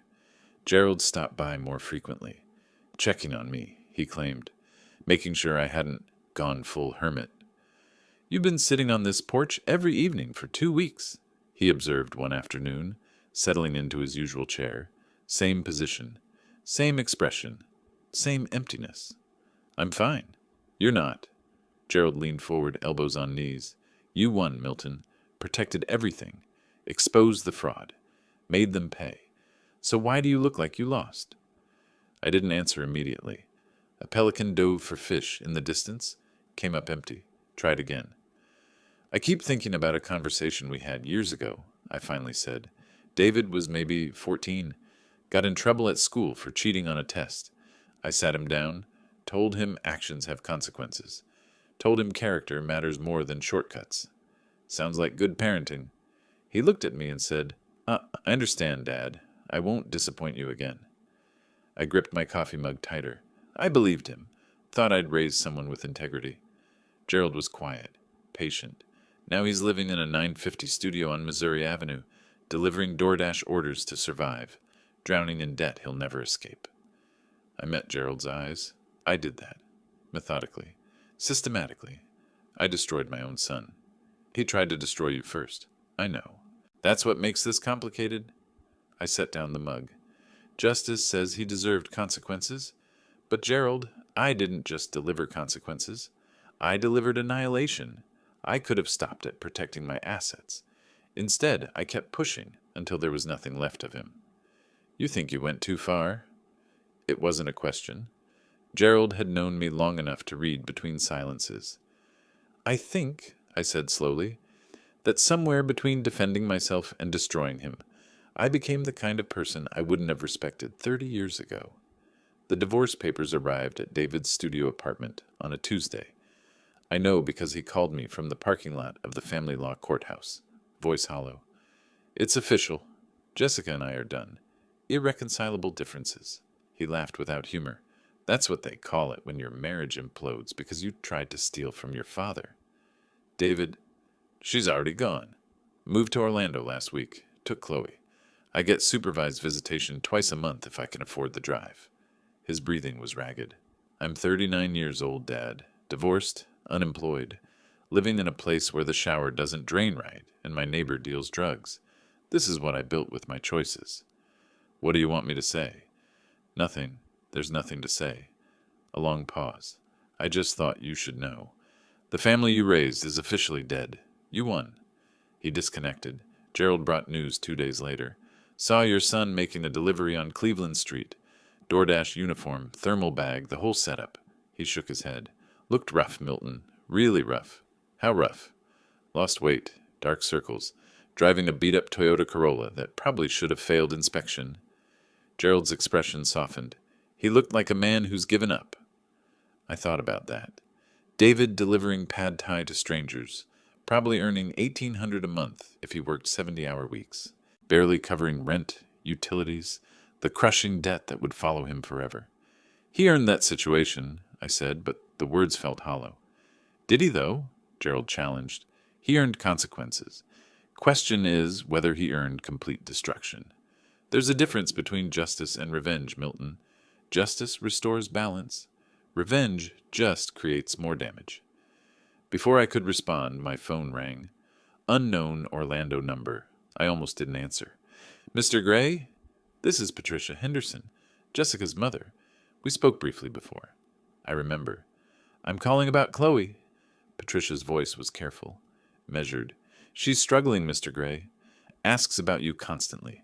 Doesn't understand why Grandpa doesn't call, doesn't visit, doesn't want to see her. My chest tightened. Her parents made mistakes. Terrible mistakes. But Chloe is 6 years old and innocent. Patricia paused. She drew a picture yesterday at school. Family portrait. You know who she included? I waited. You. Not her father. You. The teacher asked why Daddy wasn't in the picture, and Chloe said, because Daddy made Grandpa sad. Patricia's voice cracked slightly. She thinks this is all her fault somehow, that if she'd been better, you wouldn't have left. The words hit like physical blows. Chloe. Innocent Chloe, who'd done nothing wrong except be born to terrible parents. Can I speak with her? She's at school, but I can have her call you tonight. Patricia hesitated. Or you could come visit. She'd love that. She keeps asking when she can see you. After we hung up, I sat motionless on my porch. The afternoon stretched long and quiet. Gerald had left, sensing I needed space to think. I'd spent months building the perfect revenge, protected my assets, exposed fraud, destroyed reputations, bankrupted enemies, won every battle, claimed every victory. But Chloe was collateral damage. An innocent child who missed her grandfather, who didn't understand adult wars, who thought she'd somehow caused this rift.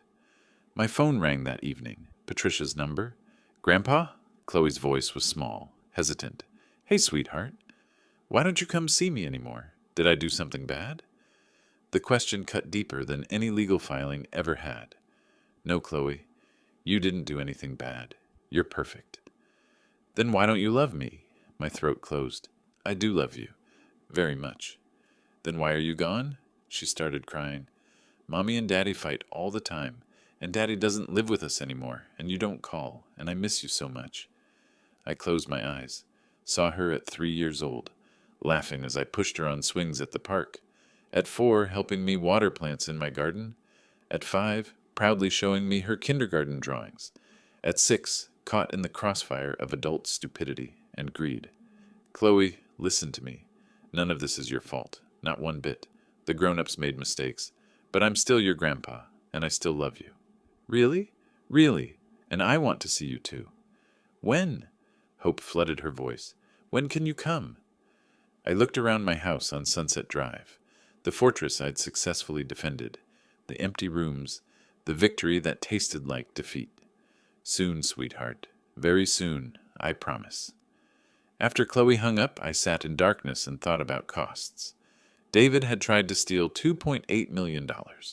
In response, I'd taken his job, his marriage, his reputation, his future, and inadvertently his daughter's sense of security. The scales weren't balanced, they were shattered. Gerald appeared at my door the next morning. "You look different." "Different how?" "Like you've decided something." He studied me carefully. "Good different or bad different?" "I don't know yet." I grabbed my keys. "But I need to drive to Orlando. See my granddaughter." "What about David? What about him?" "You going to talk to him? Offer a truce?" I considered this. David was broken, probably beyond repair. Our relationship was damaged in ways that might never heal. But Chloe was innocent, and somewhere in my crusade for justice, I'd forgotten that not every casualty was justified. "I don't know," I admitted, "but I can't keep punishing her for her parents' sins. That's not justice. That's just cruelty." Gerald smiled. "Now you're thinking clearly." "Am I? I destroyed my son, Gerald. Completely. Maybe permanently. That's not something you come back from." "Maybe not. But you can stop making it worse." Gerald gripped my shoulder. "Justice was protecting yourself. Everything after that was revenge. The question is whether you're ready to stop." I thought about David's voicemail, the brokenness in his voice, the admission of guilt and acceptance of consequences. I thought about Jessica, blacklisted from employment, living with her parents at 37. I thought about Chloe, who just wanted her grandfather back. I protected what was mine, I said quietly, but in the process I lost what mattered. So what now? Now I try to figure out if anything can be salvaged. I walk toward my truck, starting with my granddaughter. The rest, I don't know. Maybe some things can't be fixed. Gerald watched me pull out of the driveway. "Milton," I stopped, rolled down the window. "Revenge is easy. Forgiveness is hard. But only one of them lets you sleep at night." The drive to Orlando took 90 minutes. I spent every minute wondering if I'd pushed too far, if justice had turned into something uglier, if winning meant anything when it cost you everyone you loved. Patricia answered the door. She's been waiting by the window for an hour, wouldn't eat breakfast. "Is David—" "David doesn't know you're coming. Jessica called him yesterday, told him she thought you and Chloe should reconnect. He didn't object. I think he's too broken to fight anything anymore." Before I could respond, small footsteps thundered down the hallway. "Grandpa!" Chloe crashed into my legs with the full force of a 6-year-old who'd missed someone desperately. I picked her up, felt her arms wrap around my neck, and for the first time in months, something in my chest loosened. "I missed you so much," she whispered into my shoulder. "I missed you too, sweetheart." She pulled back, looked at my face with serious eyes. "Are you going to go away again?" I thought about my empty house, my complete victory, the hollow triumph that had left me alone with my righteousness. "No, Chloe, I'm not going anywhere." The afternoon passed in a blur of coloring books and stories. Chloe showed me her room, her toys, her school projects. We fed ducks at a nearby park. She held my hand and chattered about everything and nothing. As the sun started setting, Patricia pulled me aside. She needed this. "Thank you for coming. I should have come sooner. You were hurt, angry. Those feelings were valid." Patricia's expression was kind, but firm. But punishing David also punished her. "I hope you see that now?" I did. Too clearly. On the drive home, I called Lawrence. The civil suit against David and Jessica. What would it take to settle? "Milton, I want to know my options. Can we reduce the judgment?" Lawrence was quiet. "Yes. But why?" "Because my granddaughter shouldn't have to grow up knowing her grandfather destroyed her parents completely. There's a difference between justice and annihilation. I'm learning that difference about 6 months too late." "What are you proposing?" "I don't know yet. But the war needs to end, before there's nothing left to salvage." Lawrence drafted the settlement proposal 3 days later. The $515,000 judgment would be reduced to $50,000, payable over 10 years at $5,000 annually. No interest. No penalties for late payment, if David could document genuine hardship. "This is extraordinarily generous," Lawrence observed. "He'll never fully compensate you." "I don't need compensation. I need to sleep at night." I signed the papers. "Send it to his attorney." David called within hours of receiving the offer. His voice shook. "Is this real?" "It's real." "Why? After everything I did, why would you—" "Because my granddaughter shouldn't have to grow up knowing I destroyed her father completely." I kept my tone level. "This doesn't mean I forgive you, David. It means I'm choosing to stop punishing Chloe for your mistakes. Silence on his end. Then, can we meet? Face to face? I need to say things that don't work over the phone. When? Whenever you're willing. I thought about that. Part of me wanted to refuse, to maintain the wall I'd built. But Gerald's words echoed, "Forgiveness is hard, but it's the only thing that lets you sleep at night." Crest Lake Park, Saturday afternoon, 2 o'clock. Saturday arrived with temperatures finally dropping into the 70s. The park was busy with families, joggers, people feeding ducks by the water. I found David sitting at a picnic table near the playground, watching children on swings with an expression I recognized, longing mixed with regret. He'd lost weight. Gerald hadn't exaggerated. His DoorDash shirt was clean but worn. The confidence that had carried him through his scheme had been replaced with something closer to defeat. He saw me approaching and stood, hesitated, then sat back down. I took the bench across from him. "You wanted to talk." "I don't know where to start." His hands twisted together on the table.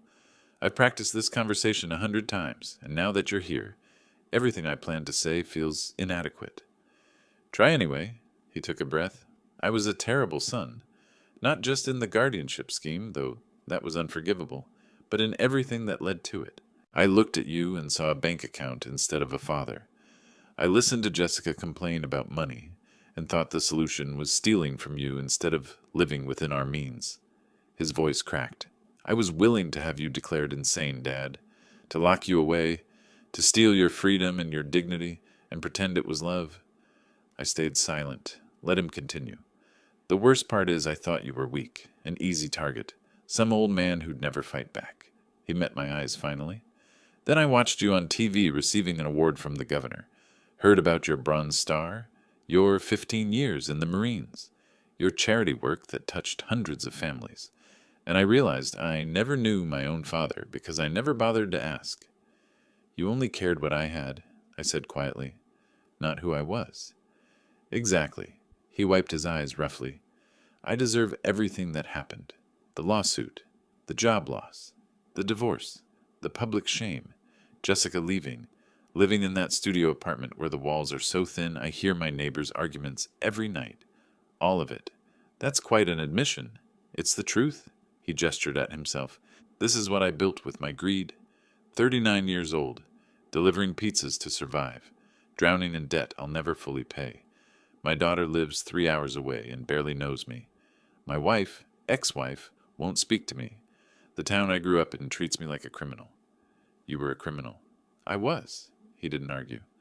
"But you know what the worst part is? It's not the poverty or the shame or the debt.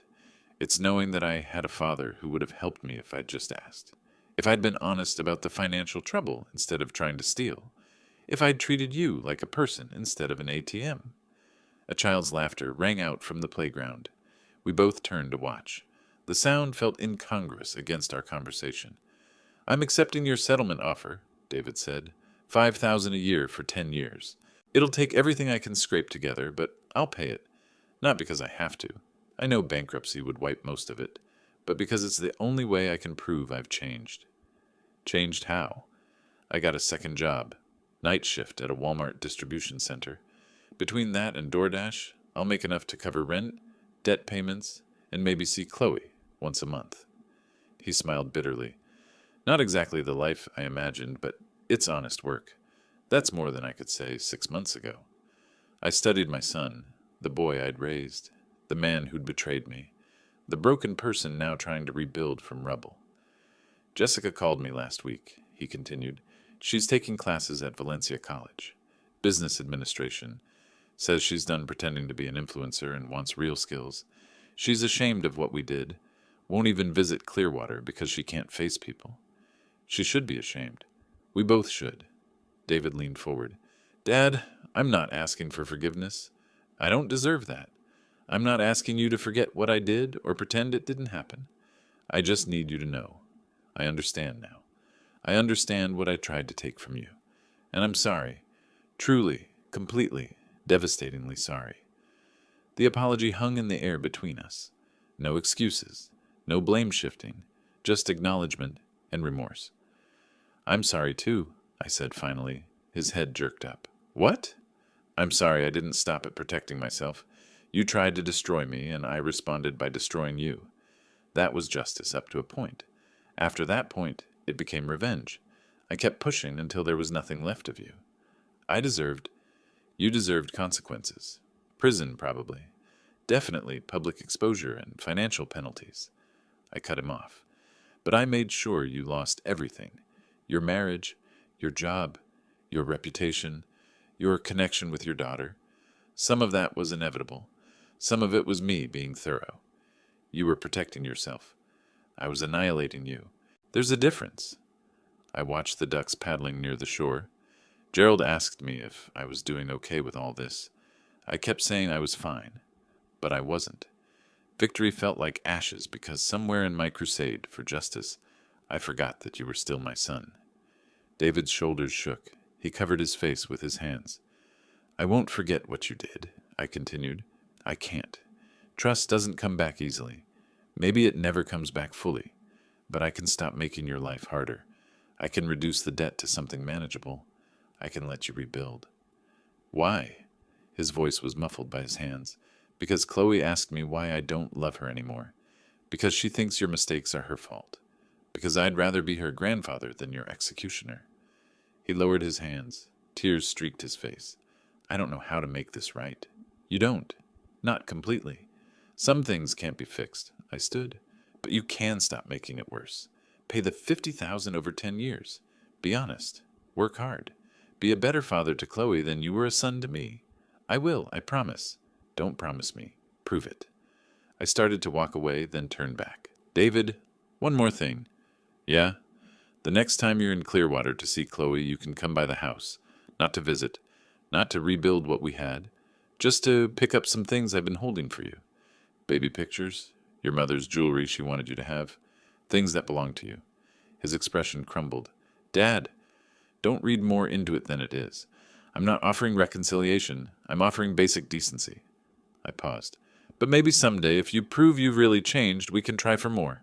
Someday, not today. I left him at that picnic table, crying quietly while children played nearby. Gerald found me on my porch that evening. How'd it go? He apologized. Meant it, I think. I sipped my coffee. Jessica's taking college classes. David's working 2 jobs. They're trying to rebuild from nothing? You reduced the judgment to $50,000, payable over 10 years. Gerald nodded slowly. That's mercy, Milton. Not weakness. Mercy. Maybe. Or maybe I'm just tired of being angry. I watched the sunset paint Clearwater pink. I won everything, Gerald. Protected my assets. Exposed the fraud. Destroyed their reputations. Made them pay. But winning didn't feel how I expected. How did you expect it to feel? Satisfying. Instead, it just felt empty. I set down my coffee. I spent 6 months proving I wasn't weak, wasn't stupid, wasn't an easy target. But in the process, I lost my family. That's not victory. That's just different kind of loss. So what now? Now I try to figure out what comes after revenge. Lawrence tells me Dennis Fowler's serving 18 months in federal prison for the guardianship schemes. Dr. Curtis got 5 years for Medicare fraud. The people who tried to destroy me are facing consequences. And David? David's paying his debt. Slowly. Painfully. But honestly, I paused. He'll never be the son I thought I raised. But maybe he can be someone better than the person he became. Time will tell. 3 weeks later, David made his first payment, $5,000, transferred from an account that probably had exactly $5,012 in it. The payment confirmation came with a note. First of 10. I won't miss one. David. Chloe visited me at the end of September. We spent the afternoon at the beach, building sandcastles, collecting shells, eating ice cream that melted faster than we could finish it. She held my hand and talked about school, about her friends, about nothing important and everything that mattered. Daddy said you're friends again, she mentioned casually while searching for sand dollars. We're working on it, sweetheart. That's good. I like it when people work on things instead of giving up.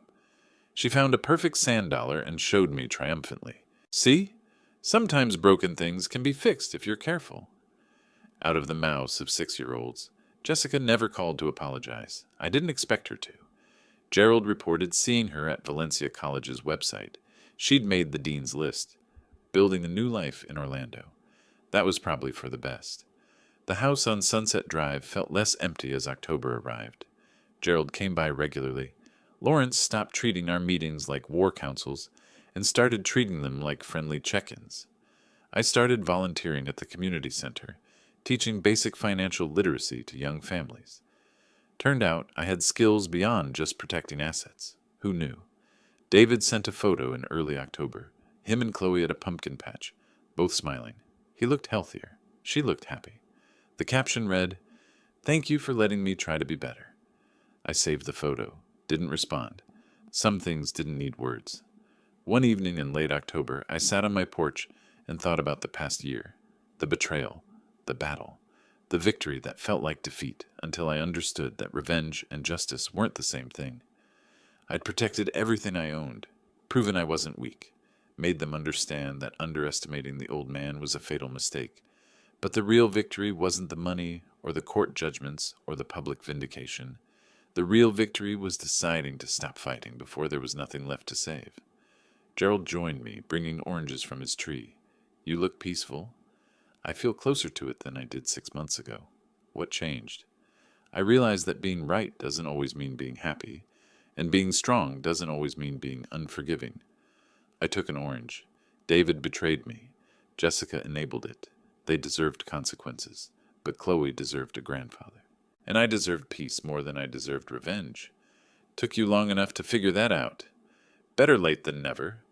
The sun set over Clearwater Bay, painting the sky in colors that no longer reminded me of blood.